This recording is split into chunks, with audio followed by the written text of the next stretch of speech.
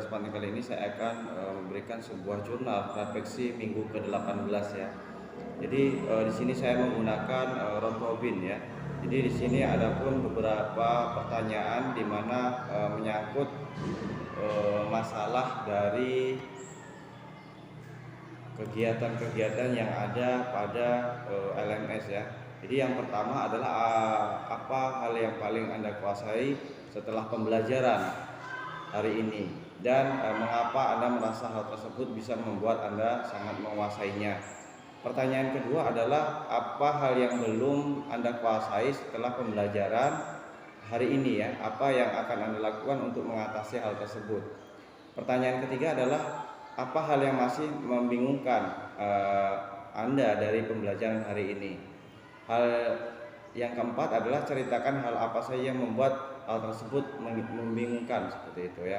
Jadi dari pertanyaan-pertanyaan tersebut nanti akan saya jawab pada sesi pertanyaan. Simak videonya.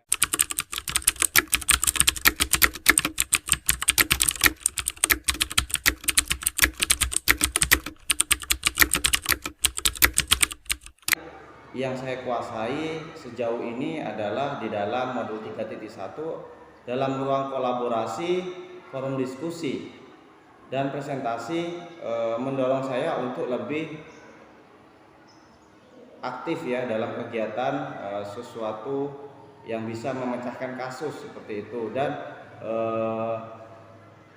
memberikan saya pemahaman yang lebih tentang menguasai konsep terkait dilema etika dan memberdayakannya dengan rujukan moral. Di sini dilema etika adalah suatu kondisi seseorang harus menentukan pilihan tepat dari dua pilihan yang dihadapi, yang secara moral kedua pilihan tersebut benar akan tetapi berlawanan. Dan yang selanjutnya, sedangkan rujukan moral adalah kondisi seorang dihadapkan dengan dua pilihan antara benar dan salah.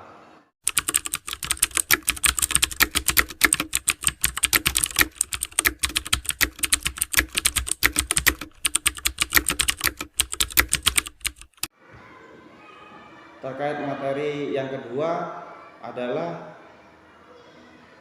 yang belum saya kuasai ya, tentang yang saya pelajari dari modul tersebut adalah bagaimana saya mengatasi hal-hal tersebut. Langkah selanjutnya adalah mengambil keputusan sebagai pemimpin pembelajaran. Saya harus berusaha mentransfer ya, mensosialisasikan dan mempublikasikan pengetahuan saya kepada seluruh warga sekolah, seperti itu. Tidak semua warga sekolah dapat menerima satu perbuatan, apalagi perbuatan ataupun perubahan yang berasal dari bawah akan terganjal dengan teman sejawat yang terbiasa dengan budaya yang mereka miliki saat ini, seperti itu. Setelah itu mereka akan lebih cenderung mempertahankan cara sendiri dalam mengambil tindakan, khususnya dalam mengambil keputusan dari permasalahan. Jadi yang belum saya kuasai intinya bagaimana cara memberikan pemahaman kepada warga sekolah akan pentingnya materi pada modul 3.1 ini.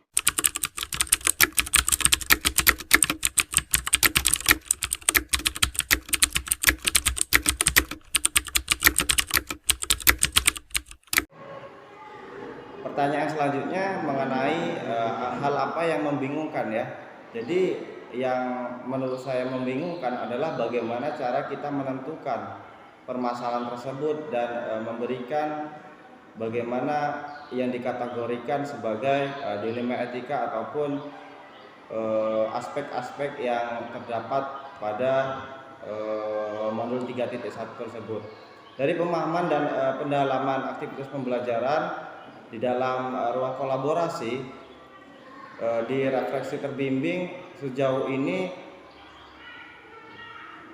hanya ada beberapa yang memang yang saya tidak kuasai ya.